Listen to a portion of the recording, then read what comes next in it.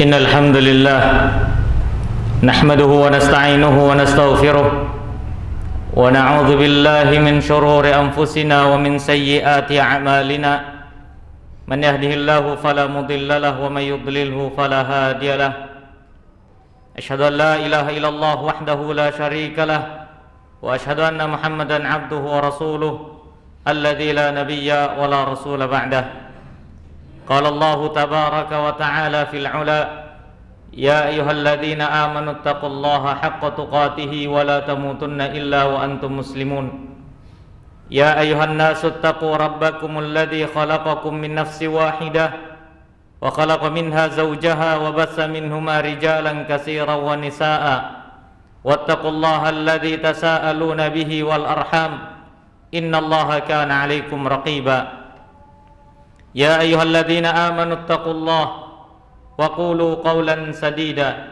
يصلح لكم أعمالكم ويغفر لكم ذنوبكم ومن يطع الله ورسوله فقد فاز فوزا عظيما فإن أصدق الحديث كتاب الله وخير الهدى هدى محمد صلى الله عليه وسلم وشر الأمور محدثاتها فإن كل محدثات بدعة وكل بدعة ضلالة وكل ضلالة في النار أما بعد معاشر المسلمين jamaah sidang salat Jumat rahimani wa rahimakumullah. Tidak bosan-bosannya kami wasiatkan untuk diri kami pribadi dan untuk para jamaah sekalian agar senantiasa bertakwa kepada Allah Subhanahu wa taala dengan sebenar-benar takwa, menjalankan setiap segala sesuatu yang diperintahkan oleh Allah Subhanahu wa taala dan menjauhkan diri dari larangan-larangannya, menjadikan diri kita sebagai hamba yang bertakwa dan senantiasa bertakwa di setiap situasi dan kondisi dalam kehidupan kita. Ma'asyiral muslimin rahimani wa rahimakumullah. Di tengah gempuran fitnah syubhat dan syahwat yang dapat menggoyahkan keimanan seorang muslim dan dapat menggetarkan keyakinannya kepada Allah Subhanahu wa taala serta keyakinannya kepada Nabi kita Muhammad sallallahu alaihi wasallam dan kepada agamanya sendiri. Terkadang fitnah-fitnah tersebut membuat seorang muslim rancu dalam masalah urusan agamanya, dalam masalah keyakinannya, ibarat menjadi racun yang sangat berbahaya jika seandainya dikonsumsi oleh kita semua. Ma'asyiral muslimin rahimani wa rahimakumullah. Terkadang seseorang tidak mengetahui apa obat yang dapat melindungi dirinya dari setiap fitnah syubhat dan fitnah syahwat. Karena obat-obat inilah yang terkadang dilupakan, bahkan tidak diketahui oleh kita semua. Atau kalau toh seandainya kita tahu, kita melalaikan diri darinya. Obat yang pertama yang dapat menangkal fitnah syubhat dan syahwat pada diri kita adalah berpegang teguh dengan kitabullah, Al-Quran, kalamullah azza wa jalla. Ma'asyiral muslimin rahimani wa rahimakumullah. Allah Subhanahu wa taala menurunkan Al-Quran supaya menjadi pedoman bagi kehidupan kita semua selama kita hidup di dunia.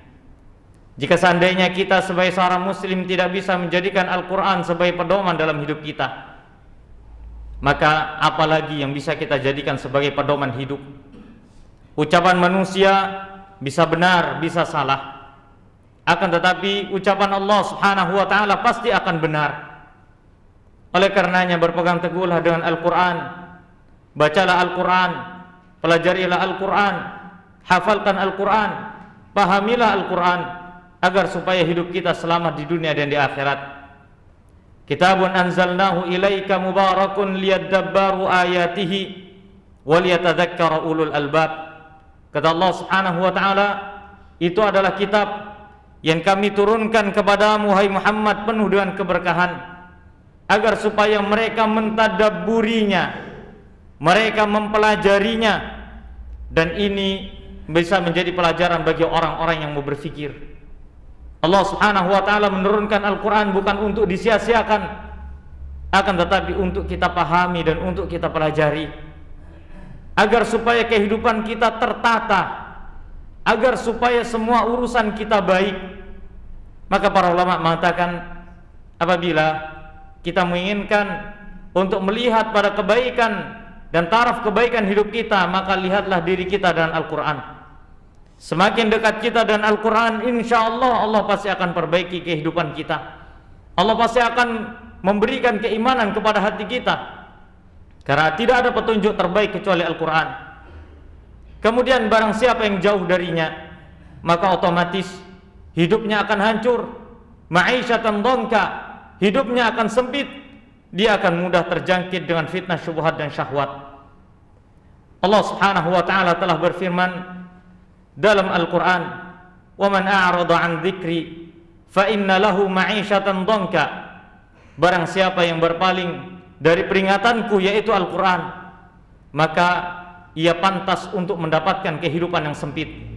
Jika seandainya dalam kehidupan kita banyak sekali masalah yang belum bisa terselesaikan, ingatlah bahwasanya kita sangat jauh dari Al-Quran.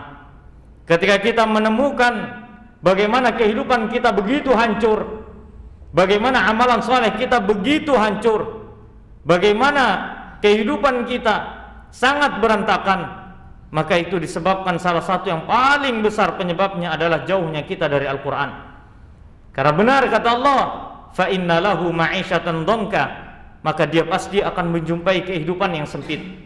Wa nahsyuruhu yaumal qiyamati a'ma, akan tapi di akhirat pun dia akan tetap mendapati azab yang sangat pedih. Ia dibangkitkan dalam keadaan buta. Pada saat ia dibangkitkan oleh Allah Subhanahu wa taala di hari kiamat dalam keadaan buta, ia akan bertanya kepada Allah, qala rabbi lima hasyartani a'ma wa qad kuntu basira. Ya Allah, mengapa engkau bangkitkan aku dalam keadaan buta, padahal aku dahulu melihat, aku mampu melihat dahulu ya Allah. Apa kata Allah? Qala kadzalika atatka ayatuna. Maka begitulah ketika ayat-ayat kami datang kepada dirimu, fanasitaha, dan engkau melupakan ayat-ayat itu. Wa kadzalikal yauma tunsa, dan begitu pula hari ini engkau pun pasti akan dilupakan. Barang siapa yang kembali kepada Al-Quran, maka ia akan selamat di dunia dan di akhiratnya. Ia pahami Al-Quran dengan cara yang benar, sesuai dengan apa yang Allah dan Rasulnya inginkan, sesuai dengan apa yang dipahami oleh para sahabat ridwanullahi alaihim ajma'in. Sebaik-baik kurun, sebaik-baik zaman yang harusnya kita ikuti bersama. Maka pahamilah Al-Quran ma'asyiral muslimin, karena tidak ada kunci dalam kehidupan kita kecuali telah dijelaskan dalam Al-Quran. Siapapun yang berusaha menginginkan kebaikan dan menginginkan solusi dalam hidup, maka sebaiknya dan wajib baginya untuk belajar Al-Quran, wajib baginya untuk membaca Al-Quran, wajib baginya untuk memahami dan mengamalkan isi Al-Quran. Ma'asyiral muslimin rahimani wa rahimakumullah. Kemudian yang kedua adalah berpegang teguh dengan sunnah Nabi kita Muhammad sallallahu alaihi wasallam. Nabi sallallahu alaihi wasallam berwasiat kepada kita semuanya ketika beliau menjelang akhir kehidupannya. Di tengah-tengah beliau berkumpullah para sahabat, dan Nabi sallallahu alaihi wasallam bersabda, "Usikum bitaqwallah." Aku wasiatkan kalian untuk bertakwa kepada Allah Subhanahu wa taala. Kemudian di antara nasihat Nabi sebelum beliau wafat, apa kata beliau? Taraktu fikum amrain. Aku tinggalkan untuk kalian dua perkara. Lan tadillu bihima ba'di. Yang mana kalian tidak akan pernah tersesat apabila kalian berpegang teguh dengan keduanya. Yang pertama adalah kitabullah, yaitu Al-Quran, wa sunnati, dan sunnahku. Apa maknanya? Kewajiban kita sebagai seorang muslim sepeninggal Nabi sallallahu alaihi wasallam adalah berpegang teguh dengan Al-Quran dan sunnah. Ma'asyiral muslimin rahimin rahimakumullah, demi Allah, tidak ada kehidupan yang lebih nikmat daripada kehidupan yang berjalan di atas sunnah. Kenapa? Karena kehidupan berlandaskan sunnah adalah kehidupan yang mudah, kehidupan yang gampang untuk dijalani. Orang yang berpegang teguh dengan sunnah, hidupnya tidak akan sulit. Orang yang berpegang teguh dengan sunnah, semua perkaranya selesai. Karena dia tahu kunci kehidupan hanya ada pada kitabullah dan sunnah Rasulnya. Sebaik-baik petunjuk adalah kitabullah, dan sebenar-benar ucapan adalah ucapan Allah, dan sebaik-baik petunjuk adalah petunjuk Nabi kita Muhammad sallallahu alaihi wasallam. Jika seandainya seorang muslim tidak mau menjadikan Rasulullah sebagai panutannya, tidak mau menjadikan Rasulullah sebagai pedoman hidupnya, kepada siapa lagi dia harus melihat? Kepada siapa lagi dia akan menjadikan sosok sebagai panutan dan pedoman? Sesungguhnya ibadah seseorang tidak akan diterima di sisi Allah kecuali salah satu syarat yang paling penting adalah mengikuti sunnah Nabi sallallahu alaihi wasallam. Jumat kita tidak akan pernah diterima oleh Allah jika seandainya tidak mengikuti sunnah Nabi.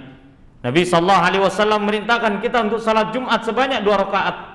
Akan tapi jika seandainya kita melakukan sebanyak 3-4 rakaat, maka Allah tidak akan menerima Jumat kita.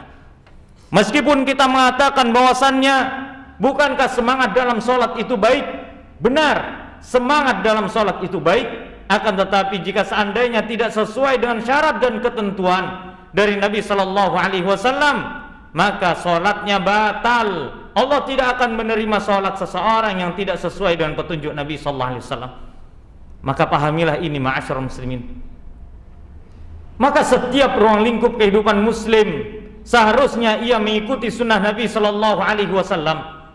Mengapa seseorang membenci sunnah? Karena ketidaktahuannya terhadap sunnah tersebut. Mengapa seseorang begitu mudah melaksanakan sunnah? Karena ia mengerti tentang sunnah itu. Maka perbedaan dua orang ini adalah ketika ia tahu dan satunya lagi tidak mengetahui. Qul hal yastawil ladzina ya'lamuna wal ladzina la ya'lamun. Apakah sama antara orang tahu dan orang tidak tahu? Jawabannya adalah tidak sama. Oleh karenanya, sibukkanlah diri kita untuk mempelajari sunnah Nabi sallallahu alaihi wasallam dan beramallah dengannya. Tidak perlu bagi kita untuk mengada-ngadakan ibadah-ibadah baru dalam agama. Allah tidak butuh kita membuat ibadah. Allah tidak butuh. Tapi yang Allah inginkan dari kita adalah kita beribadah sesuai dengan petunjuk Allah dan Rasulnya. Karena ibadah bagi kita adalah ujian. Ibadah bagi kita adalah ujian. Ketika Anda hadir di sini untuk salat Jumat, Anda harus meninggalkan pekerjaan Anda. Anda harus meninggalkan sebagian dari waktu Anda dalam produktivitas pekerjaan Anda. Anda harus liburkan. Anda harus berhenti sejenak untuk menghadiri salat Jumat. Maka Allah menginginkan itu. Dan ketika seseorang beribadah tanpa keputusan dari Allah, tidak sesuai dengan keinginan Allah, maka Allah Subhanahu wa taala tidak akan menerima ibadah tersebut. Sekalipun ia lelah, sekalipun ia letih. Karena yang Allah lihat dari ibadah seorang adalah apakah ia sesuai dengan SOP-nya ataukah ia tidak sesuai dengan SOP yang berlaku. Ma'asyiral muslimin rahimani rahimakumullah. Untuk apa kita harus mengarang-arang ibadah? Untuk apa kita harus membuat ibadah-ibadah baru? Untuk apa? Sedangkan apabila kita mengamalkan ibadah yang bersumber dari dalil-dalil yang benar, seandainya ruh kita dicabut oleh Allah, niscaya kita tidak akan pernah mampu untuk melaksanakan semua syariat ini. Adakah di antara kita yang bisa melaksanakan semua puasa sunnah dalam waktu 1 bulan? Di antara puasa sunnah ada Senin Kamis, ada puasa Daud, ada puasa Ayyamul Bid, 3 hari di pertengahan setiap bulan Hijriah. Apakah kita bisa dan mampu melaksanakan puasa-puasa sunnah tersebut? Jawabannya adalah tidak mampu. Lalu untuk apa kita mengarang-ngarang puasa-puasa yang lainnya? Begitu pula salat 5 waktu. Apakah di antara kita telah mampu dan istiqamah dalam salat 5 waktunya? Jawabannya adalah tidak. Begitu pula dengan salat sunnah. Lihatlah diri kita dengan salat sunnah rawatib, ba'diyah dan qabliyah. Barang siapa yang melaksanakan 12 rakaat dari salat rawatib, qabliyah dan ba'diyah dalam sehari, apa kata Nabi? Maka aku jamin baginya rumah di surga. Tapi apakah kita mampu melaksanakan 12 rakaat tersebut dalam waktu 1 hari? Jawabannya adalah tidak. Padahal itu sunnah dan ada jaminan surga. Lalu untuk apa kita mengarang-arang solat yang tidak ada contohnya dari Nabi Sallallahu Alaihi Wasallam? Yang Allah lihat dari kita bukanlah sekedar lelah dan letihnya kita dalam ibadah, akan tetapi yang Allah nilai dari diri kita adalah apakah ibadah kita sesuai dengan petunjuk Allah dan Rasulnya. Wallahu a'lam bishawab. Aqulu qouli hadza wa astaghfirullah li wa lakum wa lisairil muslimina min kulli dzamb fastaghfiruh innahu huwal ghafurur rahim.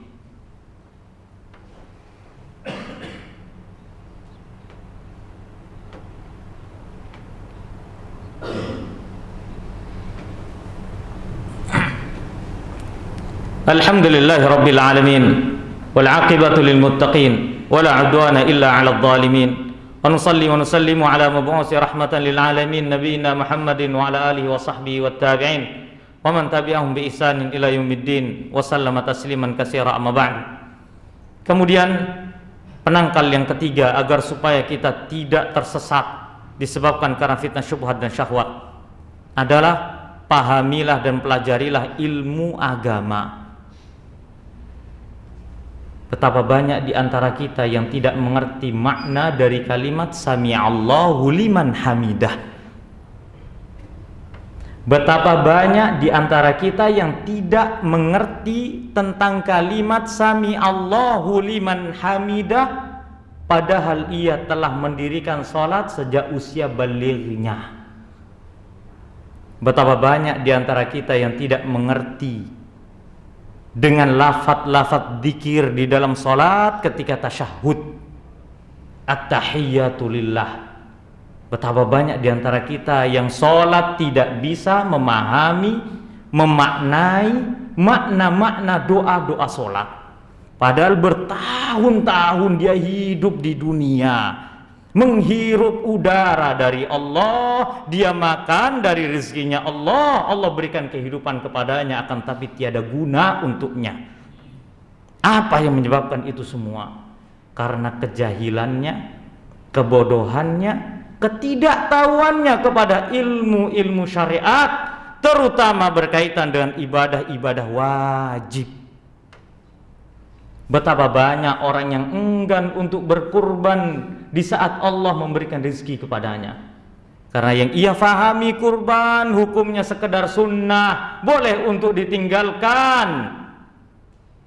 Lihatlah diri kita dan kejahilan kita, jemaah sekalian rahimani wa rahimakumullah. Introspeksilah diri kita. Apakah Allah telah menerima salat kita di atas ketidaktahuan kita? Apakah Allah telah menerima ibadah kita di saat kita nggak tahu terhadap ibadah itu? Apakah Allah subhanahu wa ta'ala telah menerima ngaji kita di saat kita nggak tahu dengan maknanya? Maka pelajarilah ilmu agama. Karena pada saat kita di hadapan Allah subhanahu wa ta'ala, yang Allah akan tanya adalah bagaimana engkau memahami agamamu. Salah satu di antara kemerosotan kita dalam masalah ilmu agama adalah malasnya kita untuk belajar, untuk mengetahui. Bahkan hampir-hampir dikatakan tidak ada rasa penasaran dalam hati kita untuk mengetahui apa itu agama. Kita datang ke masjid sekedar sholat, kita menjumpai bulan Ramadan sekedar puasa, kita menjumpai adzan sekedar mendengar adzan, tidak lebih dari itu. Padahal tuntutan kita adalah mengetahui tentang apa yang kita perbuat dan apa yang kita amalkan. Alangkah meruginya kita ketika Allah memberikan usia kepada kita semua, akan tapi kita tidak mengerti tentang agamanya. Apa yang akan kita jawab di hadapan Allah Azza wa Jal ketika Allah subhanahu wa ta'ala bertanya tentang kualitas amalan kita? Apakah kita akan mengatakan, ya Allah, saya sholat dahulu dalam keadaan aku tidak tahu, aku mengaji Al-Quran dalam keadaan tidak tahu maknanya, aku puasa di bulan Ramadan di atas kejahilanku, aku berkurban, aku berhaji, mengeluarkan tenaga, daya dan upaya untuk berhaji di jalan-Mu ya Allah, dalam keadaan aku tidak mengerti tentang itu. Malukah kita kepada Allah subhanahu wa ta'ala? Atau jangan-jangan kita tidak malu kepada Allah subhanahu wa ta'ala? Ma'asyiral muslimin rahimani rahimakumullah, malulah kepada Allah yang telah memberikan kepada kita semua jalan-jalan kemudahan untuk belajar ilmu agama. Akan tetapi itu semua tidak membuat ilmu kita bertambah, tidak membuat pengetahuan wacana kehidupan kita tidak bertambah kecuali sedikit. Kita terkadang mendapatkan ilmu hanya sekadar dari atas mimbar Jumat. Kita tidak berusaha menambah ilmu di hari Sabtunya, di hari Ahadnya, di hari Seninnya, Selasanya, Rabunya, Kamisnya. Kita bisa mendapatkan ilmu kapan? Ketika kita hadir di sholat Jumat. Akan tetapi bersyukurlah orang-orang yang hadir di sholat Jumat dan mendengarkan khutbah Jumat, karena hakikatnya Allah menginginkan kebaikan untuk menambah ilmu baginya. Dan merugilah orang-orang, setiap orang di waktu Jumatnya terluput dari khutbahnya, sehingga ia tidak mengerti apapun tentang ilmu agama, dan ia pun merugi selama 1 pekan dalam kehidupannya. Semoga Allah subhanahu wa ta'ala mengampuni kita semua, dan semoga Allah subhanahu wa ta'ala menyelamatkan hati kita, diri kita dari setiap fitnah, syubhat dan syahwat yang dapat meruntuhkan keimanan kita kepada Allah subhanahu wa ta'ala. Semoga Allah memberikan keistiqomahan kepada kita di atas iman dan taqwa, menerima setiap amalan ibadah kita, memasukkan kita ke dalam surga dan menjauhkan kita dari api neraka. Innallaha malaikatahu yusalluna 'alan nabi ya ayyuhalladzina amanu sallu 'alaihi wa sallimu taslima. Allahumma salli 'ala Muhammad wa 'ala ali Muhammad kama shallaita 'ala Ibrahim wa 'ala ali Ibrahim wa barik 'ala Muhammad wa 'ala ali Muhammad kama barakta 'ala Ibrahim wa 'ala ali Ibrahim fil 'alamin innaka Hamidum Majid. Allahumma ighfir lil muslimina wal muslimat wal mu'minina wal mu'minat al ahya'i minhum wal amwat innaka sami'un qaribun mujibud da'wat fa ya qadiyal hajat. Allahumma izzal islam wal muslimin wa dhilla syirka wal musyrikin wa damir a'da'aka a'dadin ya qawi ya matin. Rabbana atina fid dunya hasanah wa fil akhirati hasanah wa qina adzaban nar. Wa sallallahu wa sallam wa barak ala nabiyyina Muhammadin wa ala alihi wa sahbihi wa sallam wa akhiru da'wana alhamdulillah wa aqimus salat.